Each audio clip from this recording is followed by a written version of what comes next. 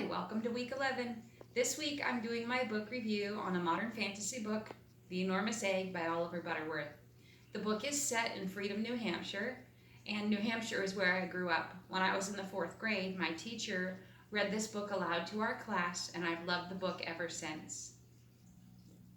12-year-old Nate Twitchell lives on a farm in Freedom, New Hampshire, and he's in charge of taking care of the chickens. One day he goes out to the chicken coop and finds that his chicken has laid an enormous egg. And the whole story is told from the perspective of Nate. And he says, what are we going to do with such a big egg? And his dad suggests they eat it for breakfast. And his mom says, we will not have it for any breakfast. I won't have that thing in my kitchen. It looks like a snake's egg to me. Well, Nate decides that he's going to watch the egg hatch out and see what comes out of that big egg.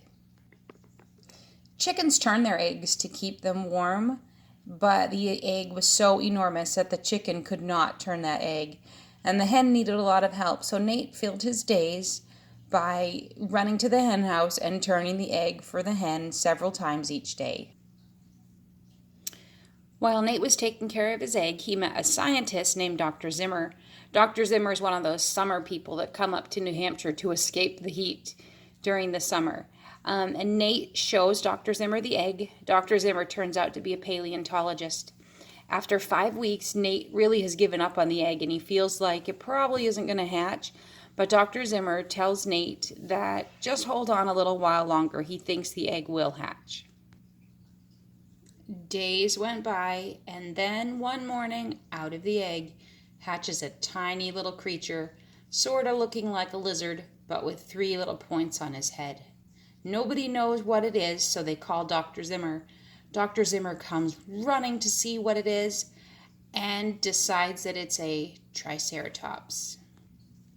Okay, let me read you a little bit about what happens in the book when the dinosaur hatches out. Remember, this is from Nate talking. Nate says, I just stood there for a minute. I was so surprised, all I could do was look. Then I started yelling and lit out across the yard as fast as I could go. When I burst into the kitchen, Mom was so startled that she dropped a saucepan into the sink. Pop came running down the stairs with lather covering one side of his face and a razor in his hand, and Cynthia was right behind him. For goodness sakes, Mom said, what's the matter with you?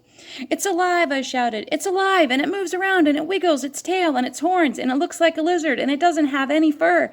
And the hen's running round and round and doesn't know what to do about it, and... Hold on there, Nate, Pop said. You look like you've seen a ghost. What's all this excitement about? I was so out of breath that I couldn't talk for a while. It's the egg, I said. It's hatched.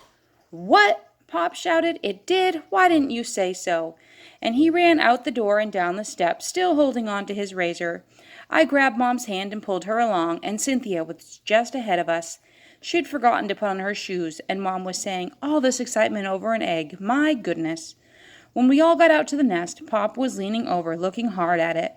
Mom was still saying, why we should all come out running only half-dressed just to see an egg that hatched out. I can't see anything in here. It's too dark.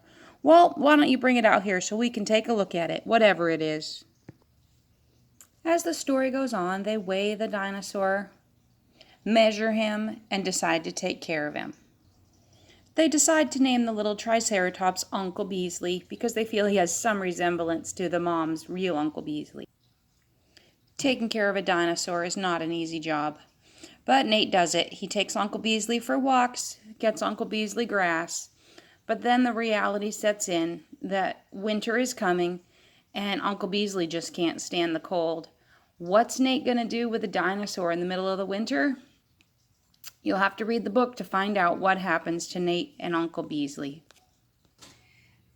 We know that this book is a modern fantasy book, and I think it meets the criteria of a modern fantasy book quite well.